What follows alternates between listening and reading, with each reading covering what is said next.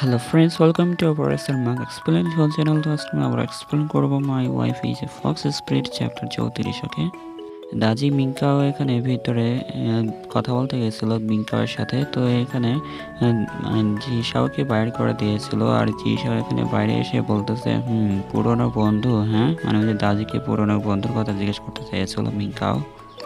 ভূতনি বলতেছে যে তুমি কি জানতে চাও না যে এখানে ওই সেই বোকা ফক্স শিয়ালটা এখানে তোমার থেকে দূরে রাখতে চায় কেন এইগুলো থেকে। ওরা এইভাবে কথা বলতেই ছিল, আর এখানে তার ছোট বোন চলে আসছে, মানে ভূতনির বোন চলে আসছে আর বলতেছে আপু আর সেন ভাই তোমরা এখানে। তো এখানে মেয়েটা এসে বলতেছে আমি এখানে বোনের জন্য খাবার নিয়ে আসছি। তো জিসা ভূতনিকে বলতেছে তুমি মনে হয় ক্ষুধার্ততেই মারা গেছিলো। তো ভূতনি খাবার দেখে বলতেছে চলো যাই কোথাও গিয়ে বসে খাই। তো এখানে ভূতনি মুখ ফুলাই বলতেছে তুমি কি গতকালের কথা ভুলে গেছো? হ্যাঁ। তো এখানে ভূতনি বলতেছে তুমি কি চাও? হ্যাঁ, আমি তোমার জন্য কি ধূপকাঠি জ্বালিয়ে তোমার কাছে আমি সাহায্য চাইবো? হ্যাঁ, তাই কি বলতেছে জি সাহের সামনে। তো এখানে জি স্যার বলতেছে আমি জিয়ামের জন্য অপেক্ষা করছি, তো একটু অপেক্ষা করো তার আসার জন্য। তো এখানে ভূতনি অনেক রাগ হয়ে গেছে যে সে নিজে নিজের তো কিছু খেতে পারবে না। তো এখানে ভূতনি তার অ্যাক্টিং চালু করে দিয়েছে, নকল কান্না বের করছে আর বলতেছে আমি আপেলের পিস আর একটা ব্রেড খেয়ে খেয়ে আমি 2 বছর কাটিয়েছি। তো আমি মাংস টুকরোতে অনেক মিস করতেছি, প্লিজ আমি আর অপেক্ষা করতে পারছি না, প্লিজ আমাকে খাইয়ে দাও। তাই কি বলতেছে জোর করে। তো তুমি কি শুধু সেই শিয়াল স্প্রিটকেই পছন্দ করো? হ্যাঁ, তাই কি বলতেছে ভূতনি, প্লিজ আমাকে নিয়ে খাওয়াও। তাই কি বলতেছে। তো জুইসহ তার এই স্কিলটা দেখে অনেক অবাক হয়ে গেছে, আর এখানে বলতেছে হ্যাঁ কত নকল কান্নারে, এখানে কত অ্যাক্টিং করতেছে এখানে। তো এখানে জি শাওয়ের ড্যানার ভিতরে এখানে কিছু ফোট ফোট বের হয়েছে, তো এটা মনে হয় সেই ভূতনির কোনো ছোট ট্রিক হতে পারে। তো জি শাহ তার এইরকম অ্যাক্টিং থেকে আর সরতে পারতেছে না। তো এখানে বলছে কি শক্তিশালী স্পিরিট আত্মারে। তো এখানে বলতেছে মানে কায়দে কায়দে আর কি বলতেছে এগুলো। তো এখানে জি শাহ এখানে বলতেছে মাথায় হাত দিয়ে যে চলো যাই এখানে খাবার খেতে। তো একটা নিরিবিলি জায়গা খুঁজি তো যেখানে আমরা বসে খেতে পারবো। তো এখানে ভূতনি তার অ্যাক্টিংটা সফল হয়েছে বলে অনেক খুশি হয়ে গেছে মনে মনে। তো এই ভূতনির বোন বলতেছে যে আমি একটা ভালো জায়গা জানি, তো সেই জায়গা তো চলো যাই। তাই বলতেছে জিসাও। তো এখানে পিছনে একটা লোক পিছা করতেছে, ফলো করতেছে মোবাইল নিয়ে। তো এখানে এই লোকটা বলতেছে বস বস আমার টার্গেট এখানে সামনেই আছে, 240 মানে 240 মিটারের দিকে আছে। তো এখানে তার সাথে একজন লোকও আছে। তাই কি বলতেছে, মানে জিসাওয়ের কথা বলতেছে। তো এখানে এই জায়গাটা সেনপাই তাই বলে এখানে নিয়ে আসতেছে ওই ছোট বোনটা। তো এখানে যন্ত্রপাতির ঘরে চলে আসছে, আর এখানে ভূতনিটা অনেক খুশি হয়ে গেছে।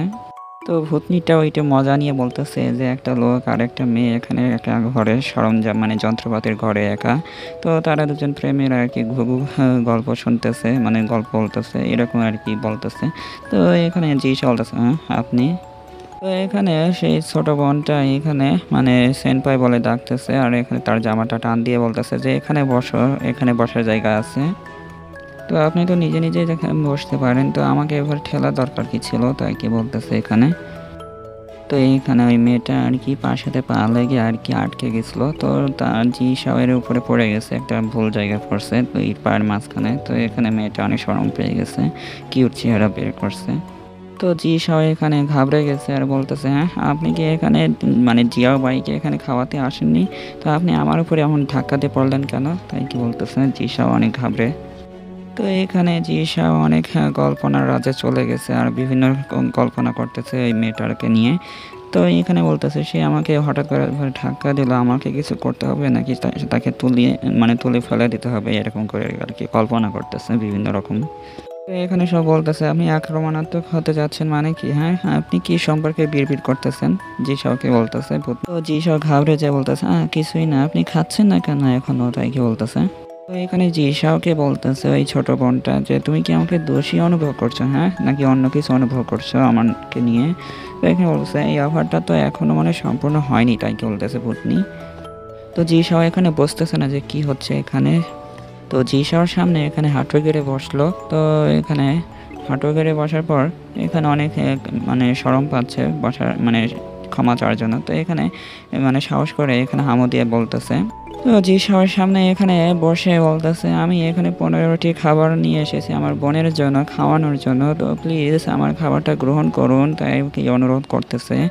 তো এখানে আর কি যাতে জি সব এখানে খাওয়ানোর জন্য রাজি হয়ে যায়। তো এখানে বলতেছে, আমি এখানে ধূপ জ্বালাচ্ছি, প্লিজ অনুগ্রহ করে রাজি হয়ে যান, তাই বলতেছে। আর এখানে জি সব বেচারা ব্ল্যাঙ্ক হয়ে গেছে, অনেক কিছু বুঝতেছে না যে হঠাৎ করে আবার এর কি হলো।